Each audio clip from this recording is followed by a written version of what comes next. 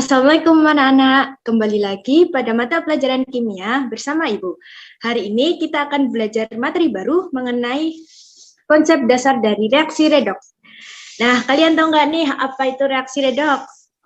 Yap, betul sekali. Reaksi redoks adalah reaksi reduksi oksidasi. Lalu apa ya reaksi reduksi oksidasi? Mari kita bahas bersama-sama. Nah, di sini terdapat proses pembakaran, proses perkaratan, dan proses pembusukan buah apel. Nah, proses-proses ini merupakan contoh dari reaksi reduksi oksidasi dalam kehidupan sehari-hari ya. Dalam pengertiannya, konsep redoks itu ada 4. Yang pertama yaitu pengikatan dan pelepasan oksigen, pengikatan dan pelepasan hidrogen, pengikatan dan pelepasan elektron, serta kenaikan dan penurunan bilangan oksidasi. Nah, yang pertama yaitu pelepasan dan pengikatan oksigen. Reaksi reduksi itu diartikan sebagai reaksi pelepasan oksigen oleh suatu zat. Contohnya yaitu pada reaksi penguraian oksida raksa.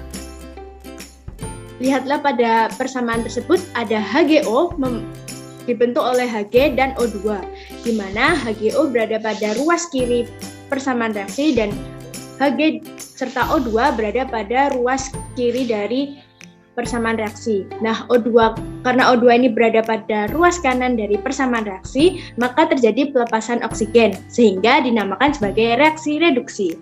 Nah, pada reaksi oksidasi diartikan sebagai reaksi pengikatan oksigen oleh suatu zat. Sebagai contoh pada pembentukan tembaga oksida. Di sini terdapat CuO dan O2 pada ruas kiri persamaan reaksi yang akan membentuk CuO. Nah, karena O2 berada pada ruas kiri dari persamaan reaksi, maka terjadi pengikatan oksigen, yang artinya merupakan reaksi oksidasi. Selanjutnya yaitu pengikatan dan pelepasan hidrogen. Reaksi oksidasi diartikan sebagai reaksi pelepasan hidrogen pada suatu zat. Nah, di sini terdapat NH3 yang direaksikan dengan CuO akan membentuk N2, Cu, dan H2O. Nah, di sini terlihat ya H2O berada pada sisi ruas kanan dari reaksi. Jadi, di sini terjadi pelepasan hidrogen atau dinamakan reaksi apa? Yap, betul, reaksi oksidasi. Selanjutnya, reaksi reduksi diartikan sebagai reaksi pengikatan hidrogen. Sebagai contoh pada H2 yang direaksikan dengan Cl2 akan membentuk HCl. Nah, ini bisa dilihat ya, H2 berada pada ruas kiri dari persamaan reaksi, sehingga reaksi ini mengalami apa? Yap, betul, pengikatan hidrogen atau disebut sebagai reaksi reduksi. Nah, selanjutnya pengikatan dan pelepasan elektron. Di dalam transfer elektron ada reaksi oksidasi yang didefinisikan sebagai reaksi pelepasan elektron dari suatu zat. Sebagai contoh adalah atom magnesium akan melepaskan 2 elektron membentuk ion magnesium. Mg membentuk ion Mg2+, dilepaskan 2 elektron, maka elektron ada di sebelah kanan. Nah, selanjutnya, reaksi reduksi diartikan sebagai reaksi penangkapan elektron pada suatu zat. Jadi, di sini akan terjadi penambahan elektron.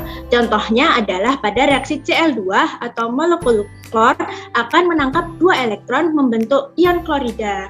Nah, gampangnya dari pengikatan pelepasan elektron hidrogen dan oksigen, yaitu apabila elektron, hidrogen, dan oksigen berada pada ruas kanan dari persamaan reaksi, maka terjadi reaksi oksidasi. Sedangkan apabila berada pada kiri dari persamaan reaksi, maka akan mengalami reaksi reduksi.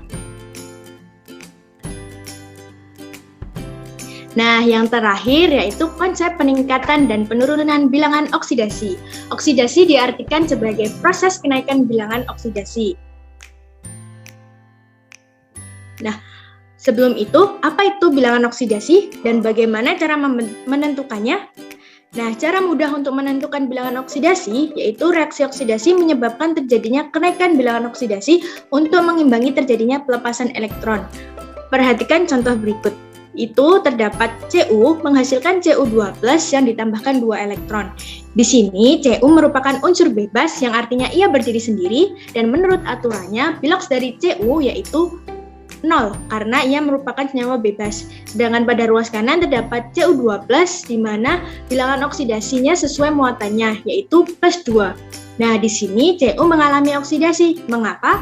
Karena pada Cu mengalami kenaikan bilangan oksidasi dari 0 menjadi +2. Selanjutnya yaitu reduksi, yaitu proses penurunan bilangan oksidasi. Di sini terdapat Mg2+ dan 2 elektron membentuk Mg. Di sini Mg sesuai muatannya biloksnya yaitu +2, sedangkan Mg merupakan unsur bebas sehingga biloksnya bernilai 0. Nah, di sini terjadi reduksi. Mengapa? Karena mengalami penurunan bilangan oksidasi dari +2 menjadi 0. Nah, berikut merupakan contoh soal dan pembahasannya. Reaksi-reaksi apa yang terjadi pada reaksi-reaksi berikut? Yang pertama, Pb dengan PbO2. Di sini Pb merupakan senyawa bebas ya, unsur bebas ya, maka bernilai biloksnya 0. Dan di sini yang diketahui menurut aturan yaitu biloks dari O, yaitu -2. Karena di sini ada O2, maka biloksnya -4. Nah, sesuai aturan, apabila suatu senyawa itu memiliki biloks sama dengan, apabila dijumlahkan, yaitu sama dengan 0. Di sini O2 -4, maka Pb yaitu +4. Sehingga biloks dari Pb pada ruas kanan yaitu +4. Sehingga pada reaksi tersebut mengalami oksidasi, yaitu Pb dari biloks 0 menjadi +4.